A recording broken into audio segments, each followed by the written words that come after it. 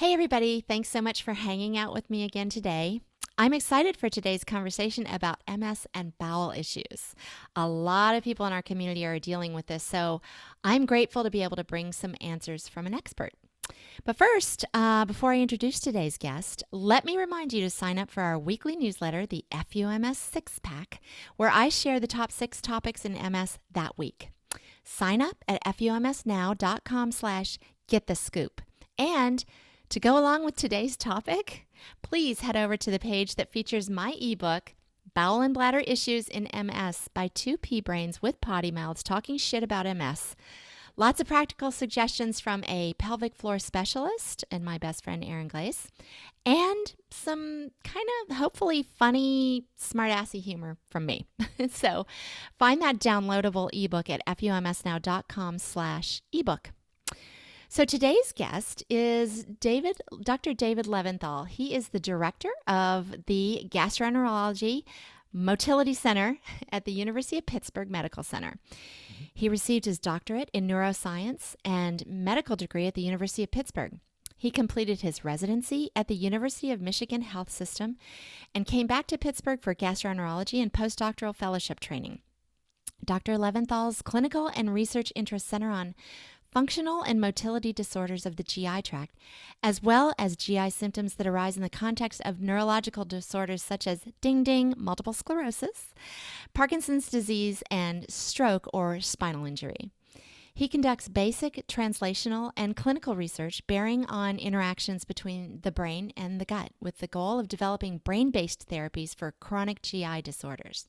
That is a mouthful and very impressive. Welcome, Dr. Levinthal. Oh, thank you, Kathy, for inviting me. I'm really excited to be here today. Thank you. Oh, I'm so pleased you're here. So let's start with something super basic. Mhm. Came out of my super basic head, but what exactly is neurogastroenterology and how does that differ from gastroenterology? Right. No, it's a great question. So, the field of gastroenterology is pretty broad, right? I mean, the Yeah. GI tract includes the entire digestive tract, the liver, pancreas, other organs.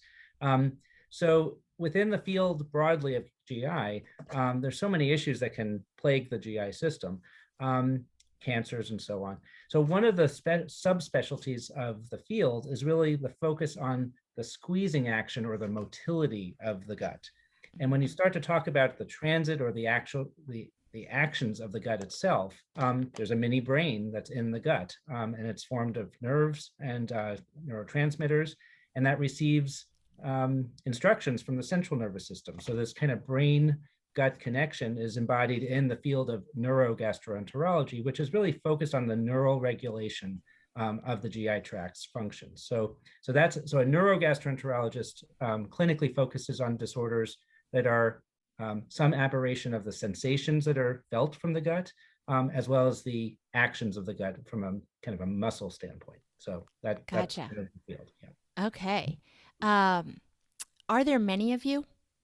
The reason I'm Not, asking not is I'm just enough. wondering, yeah, I'm wondering, for people listening, I'm Sure. sure a lot of people's ears are perking up and they're thinking, I've never heard of this, but how do I get to one? Right, right. Well, I think this field, the evolution of gastroenterology has always included this issue, and it's really only in the last perhaps 30 years or so that there's been a kind of a subspecialization within GI. Mm-hmm. As technology moves along and certain types of tests, there's really been a movement to kind of consolidate some of the training and kind of saying I am a neurogastroenterologist. So there is the Yeah. American Neurogastroenterology and Motility Society, or ANMS, which is, I'm a counselor for that organization. And on a national level, there are a couple hundred people that would, I think, brand themselves as neurogastroenterologists. But this is, as I said, there's an increasing need because these disorders are not unusual at all. Yeah. This includes functional GI disorders such as irritable bowel syndrome and other very chronic and common conditions. So obviously we'll talk about MS, but a neurogastroenterologist really sees a whole range of patients that suffer with chronic digestive problems. And I think every neurogastroenterologist would have an enrichment for patients that have neurologic disorders such as MS or Parkinson's, maybe spinal injury, and so on. So Yeah, I hope that more people join the field. Yeah, and I will just a note to everyone. I will put that link that you just mentioned in the show notes. So, That'd be great. Thank you. yeah, don't drive off the road if you're listening in your car. I gotcha. Okay. I got the notes. So why do people with MS have so many bowel issues? And do they in fact differ from the general population like we think they do? Yes. So you're absolutely correct. So I mean, it is very common for, and then we have to be a little careful, right? So not everyone with MS has the same disorder, right? And I'm sure Or the on your same show, anything. the same anything, right? So it's such a Right. protean disorder, and I think Yeah. all the caveats that I'm sure every guest and every discussion you've had with MS, it is not a monolith, right? But Mm-hmm. as a population, patients with MS, even in relative remission, likely have some GI disorders. I mean, it's Mm-hmm. a whole range, and why is that? You know, that's it's a really good question, right? So we, you know, first of all, there isn't enough research even to document what the prevalence of some gastrointestinal issues are in the MS population. Some very older literature. I actually was a part of a study that tried to get at that issue. So just to be kind of clear, you know, so the most prevalent gastrointestinal issues with patients with MS: constipation, problems with, you know, bowel dysfunction, even fecal Mm-hmm. incontinence. You know, those are not uncommon. Constipation may be about 40% of all patients with MS. And that would be about triple or maybe even four times the rate of constipation in Mm. the general population. So that's overrepresented in the MS population. Yeah, we're overachievers. Yeah, well, that's one way to achieve, right? So Yeah. so if you're going for fewer bowel movements, you'll Yeah. win. So that right, so that there's clearly this link between constipation being highly overrepresented. And then there's swallowing issues. And, you know, if you think about it, the two major issues that are pelvic floor muscle related, Mm-hmm. you know, you know, we're going to get into the details perhaps, but, you know, evacuation of stool requires muscle action. So it's not Yeah. just the gut, right? So Right. this is a place where the skeletal muscle system, motor system, interacts with the GI tract. And it happens in two very major places: when we swallow, so all of the muscles of our throat and the very refined timing of how we swallow, even if that timing is off by milliseconds, you know, there can be problems with dysphagia, which would be the medical term Mm-hmm. for trouble swallowing. Um, and that's really actually a skeletal muscle issue. You know, Mm. this is the entree of food into the GI tract. So that can be a problem, and that's not an uncommon problem. And Yeah. then there's actually moving your bowels, which requires contracting your abdominal muscles to generate force to go. You know, there's Yeah. ultimately, you know, physics to pooping, right? So things don't just come out. You know, you need to push it out. So if you can't Yeah. push, that in and of itself is a problem. Much less the sphincter mechanisms of the anal canal and so on. So I think it can seem pretty clear that ingestion and defecation are the two hotspots of issues for patients with MS that are well above population prevalence of these issues. But Yeah. there may be even more than that, and we can get into some of the other issues people have. I was going to ask you about giving us a breakdown of the range of issues that you see, but it sounds like you just did that. So Yeah, 40% constipation is right. kind of the most common. Right. Yeah, there's Yeah. an interesting That's what I hear. subgroup. Yeah. And I think there's one, we actually have a research that we're going to publish hopefully soon. It, you know, that initial survey that we did many years ago and published in International was the journal. That was the 40% mark for constipation, but about a third of patients, maybe a 30%, had stomach problems too. Now, when I say stomach, I don't mean just abdominal discomfort. I mean, you know, kind of referable symptoms to stomach issues, so feeling full Mm-hmm. easily when you eat, feeling bloated, not having as much of an appetite, uh, having pain with eating.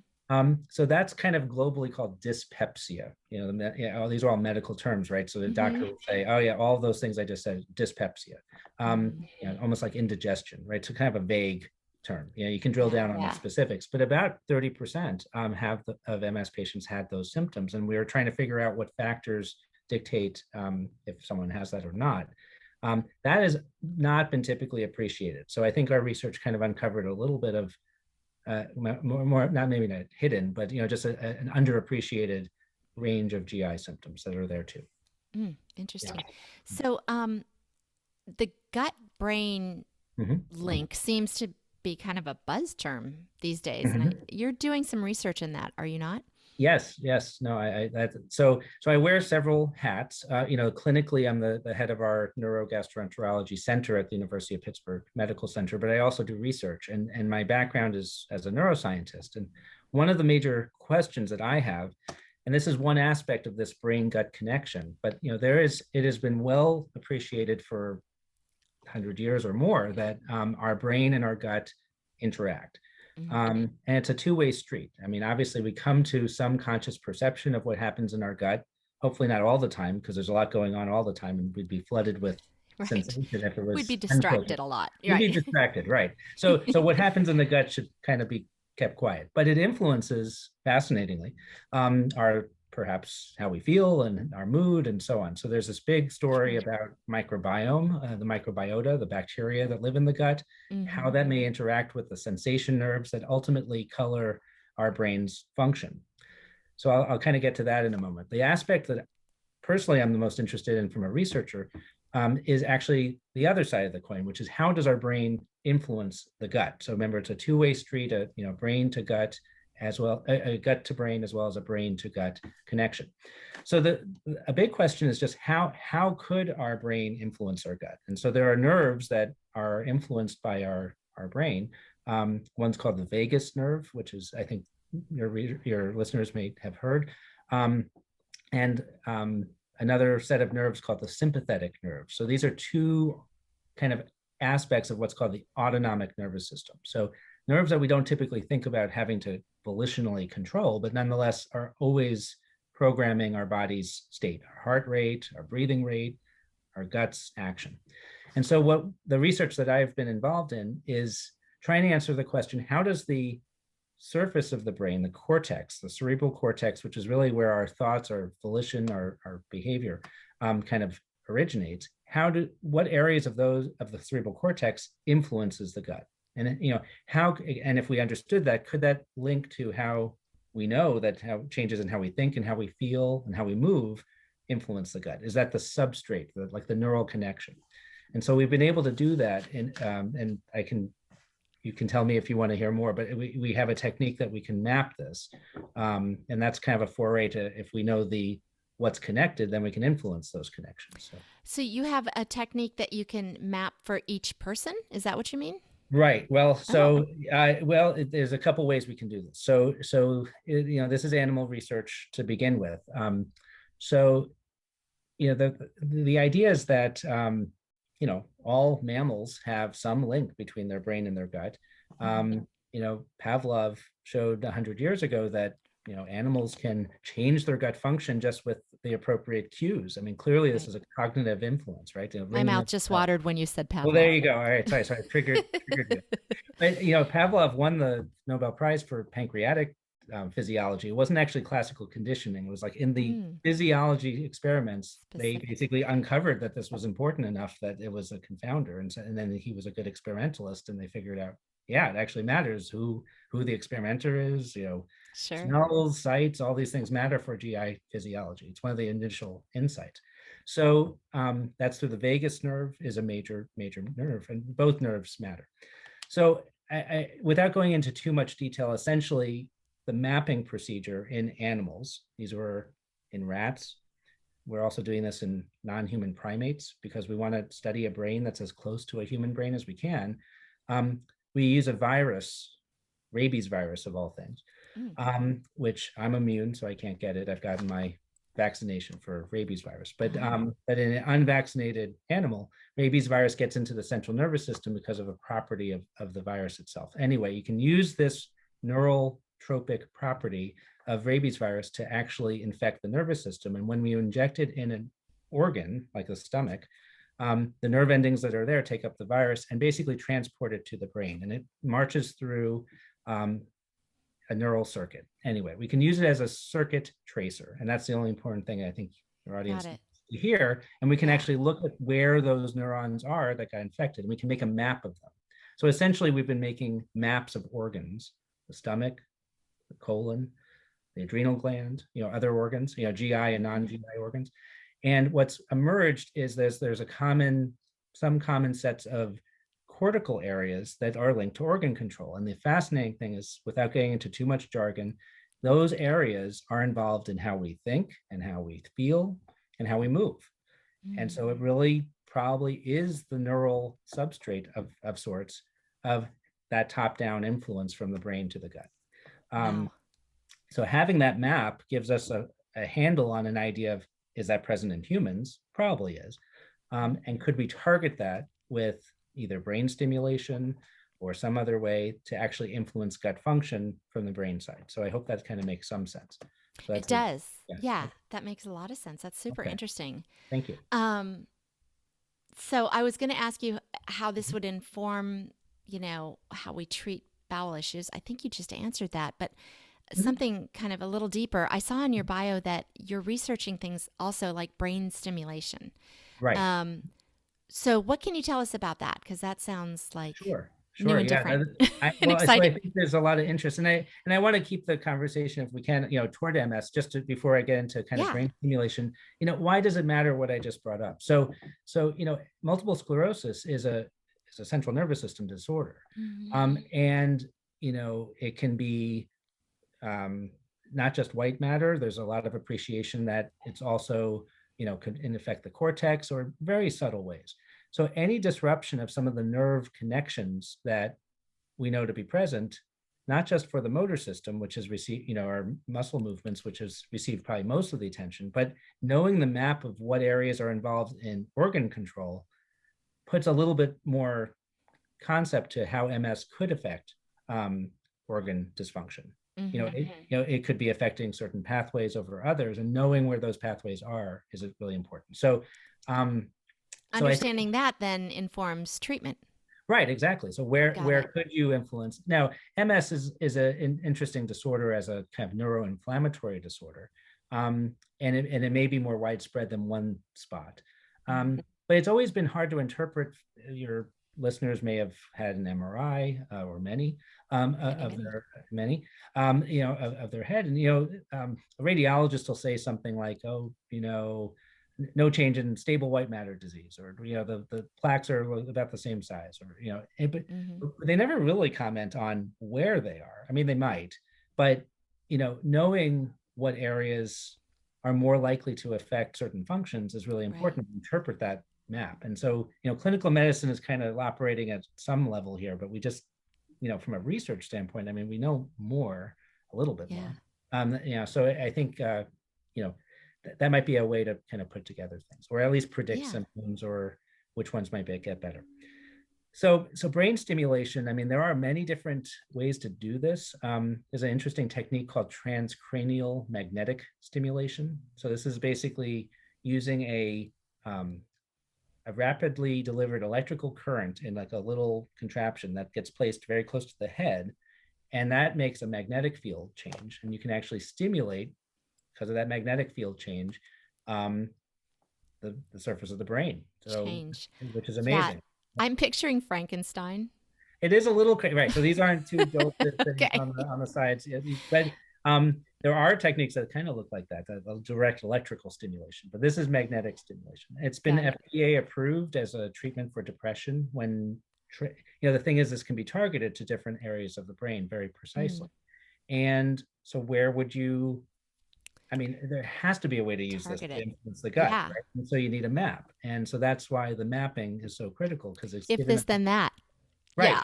Yeah. Got I it. mean, I think I've tried to set out hopefully people will tell NIH to give me money. No, I'm just kidding. Yeah. I have grants that basically give that logic, and I think it makes sense that it will work Yeah. or do something. But we don't know. So that's what we're in the very early phases of trying. Yeah.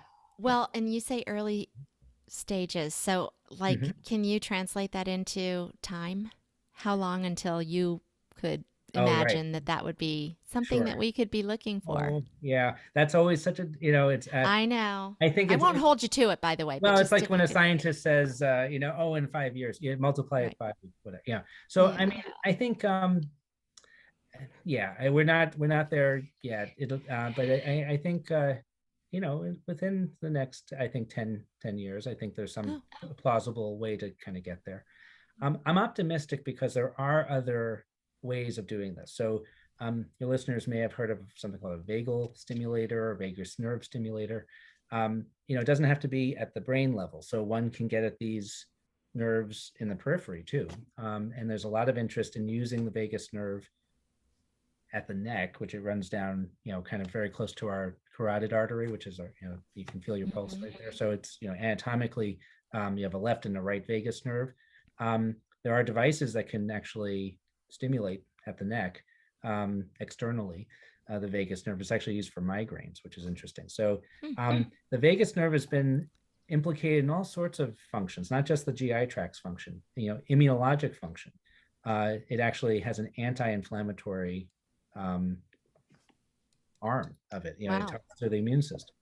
And could MS be, it's an immune system disorder? Yeah. Could that be a target? I think there's so many interesting opportunities to think about non-drug ways of influencing the disorder that I'm not doing, but somebody could. Yeah. Yeah. Well, you speak of sort of Mhm. brain-based therapies, and that's so different from what we Mhm. are used to. Certainly, it's Mhm. heretofore been a lot of drug-based or lifestyle-based or something like that. But this sounds Right. pretty exciting. This is kind of, Oh, thank you. I mean, I'm not doing all of that research. I'm doing some of it, but I yeah, think it's important for your, listeners to kind of have some concept that there is a very strong movement in research and medicine, modern, medical science right now to try to exploit an understanding of the neural regulation of organs as the basis for a treatment for chronic organ dysfunction. So, yeah, for example, high blood pressure. I mean, to the degree that it matters what kind of nerve function goes to your kidneys, um, maybe those nerves, if they're regulated a different way, you could have a different blood pressure. Your kidneys are very important for blood pressure.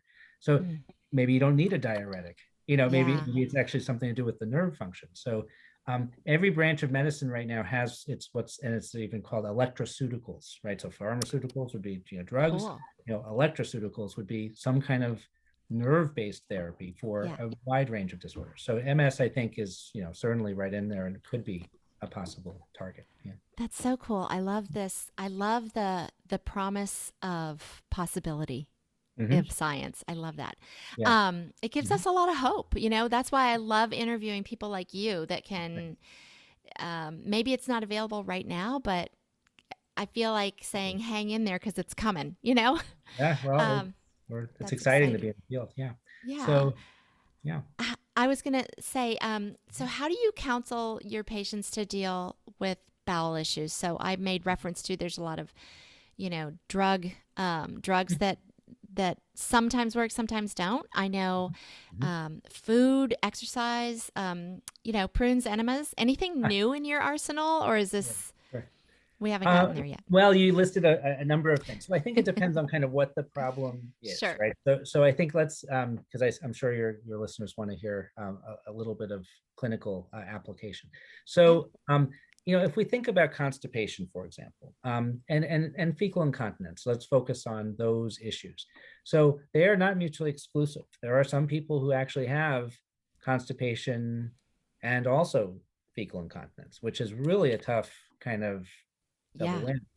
win. And how could that be? So there could be issues that MS affects the gut in terms of the colon's speed of contraction, right? So it's transit, or it could be slow, and that really dictates kind of what stool looks like. Unfortunately, we have to talk about it a little bit. Yeah. The colon's job is to resorb fluid, and if material's in the colon for a longer period of time, it'll be physically firmer or harder.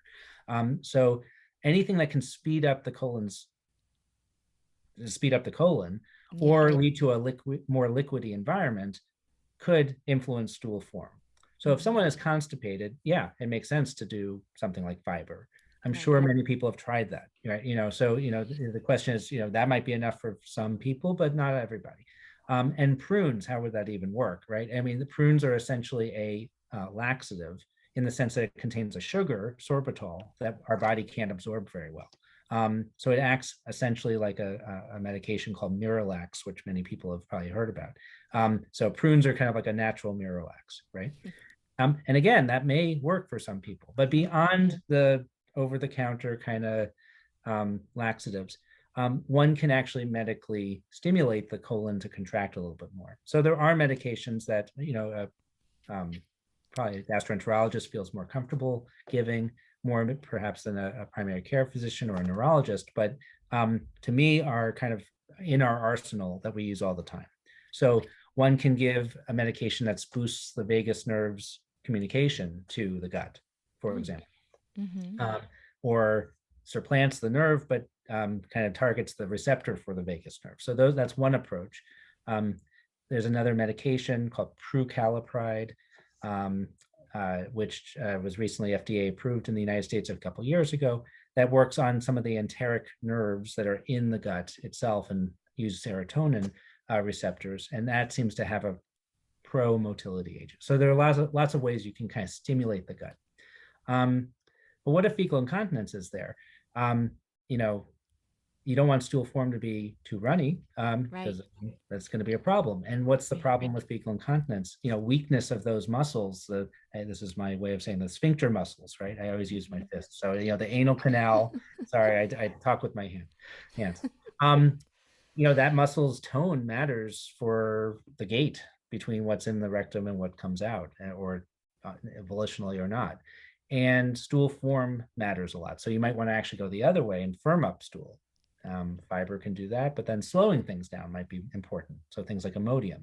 So if stool is too runny, changing stool form is probably the biggest factor to prevent fecal incontinence. So these are kind of like general interventions that I would use for almost anybody with these problems. Patients with MS just have a higher prevalence of these problems. So there's no, the things that I kind of would use in patients that I see, which I see a lot of patients with MS, really is just kind of taking the whole toolkit we have and applying it to that patient. So it's not really MS specific, but then you have patient specific. It's patient specific, right? Exactly. Yeah. And I think just the range of issues that MS patients kind of face is the same range of issues anyone can face. Is just skewed toward more likely to have kind of than an average person. Yeah. So does that kind of help a little bit? Yeah, absolutely. 100%. So since we went down this path, sure. Can we talk about the makeup of a good stool? So I know that there is I'm trying to think of, I can't remember what it's called, but there is Bristol stool chart. Yes, the Bristol. Yes, stool chart. It's in your head. And so it is. So can we talk a little bit about like what's normal? What should we look for? What's good? What's bad? Yeah, sure. Yeah, I guess I've always struggled to kind of just do this with just verbal description. I should have brought the little chart, right? I don't have it. But so I'll put a link in the show notes to the Bristol stool chart, by the way. It's right on So Bristol, like UK, the city Bristol, Bristol. So this scale is a visual kind of analog of like, what does your stool even look like, right? And this is a 7-grade 1 through 7 scale, and 1 being, and just to go for it, I'm going to say, rabbit pellet like, bring it hard stool, balls or hard things. If you just describe that is constipation, right? So from a clinical trial perspective, just even saying I have type 1 stool, Bristol stool, would kind of say, you have constipation.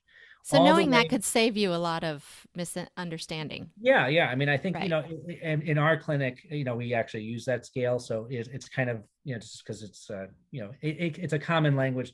Language. So you say, patient's describing type 2, stool or whatever.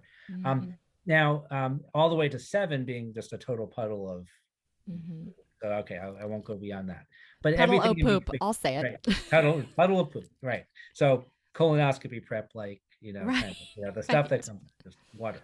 But what is the perfect poop, right? And so, from a just a definitional perspective, type 3 to 5 would be like the range of normal, and that would be some things that have form.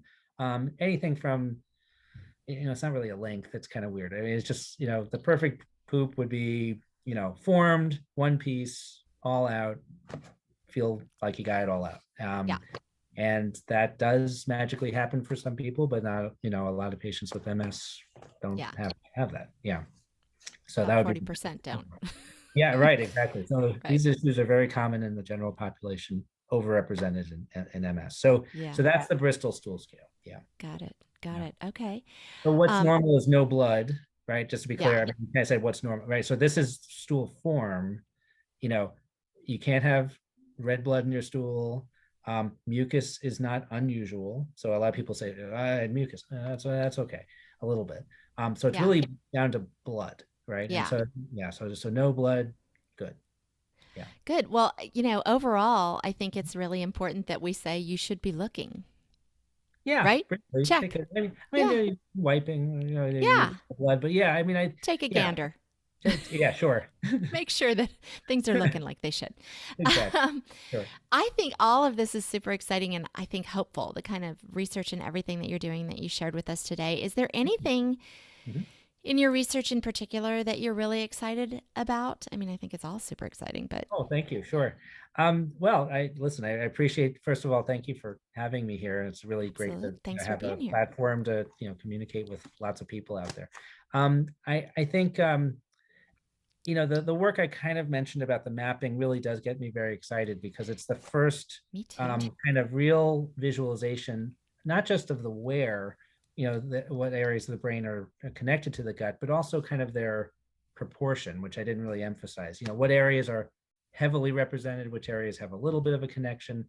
And, I think, with every different method scientifically that comes out and available to study a question, you learn a little bit more. And I think I've been very privileged to be a kind of this kind of early phase of this next way of looking at this problem. And so we published a paper last year about the stomach, and I think we're going to be coming out with a few more papers in the years to come. So that gets me excited because it's really helping to just inform a question that's been around for so long.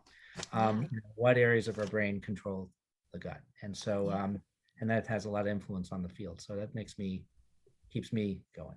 And I Yeah. love patient care, and I think you know we have a very close relationship with our MS group at UPMC, and that's been very gratifying to kind of codify a little bit of a. We don't send as many patients to them as they send to us, but that's okay. We're here Right. to work with, and they're actually partners in our research too. So it's a very productive collaboration for patients and also from a science perspective. So Excellent. yeah. So, Great. yeah. Well, thanks so much for being here with me today, Dr. Leventhal. Really appreciate all this great information. And like I said, I think you gave us hope too, which is can be in short supply sometimes. So, if people want to learn more about you or your research, your clinic, where should they go? Well, right. So, I mean, I have a web presence, as a Yeah. clinician, and so if you were to even Google Levinthal, Levinthal, and UPMC, you'll quickly get to my clinician page. Um, I'm on Twitter. My handle is at Levinthal David, all one word. Not too exciting of a handle, but Gets the job done. gets the job done. That's me. And yeah, those are pretty much the ways to get. Excellent. Yeah. And Mhm. I'll put all that in the show notes as well. So, again, Dr. Leventhal, thank you so much for your time and for working on our behalf. We very Oh, much appreciate it. okay. My pleasure. Thank you for having me. This was great. Thanks. Take care. Okay. Bye bye.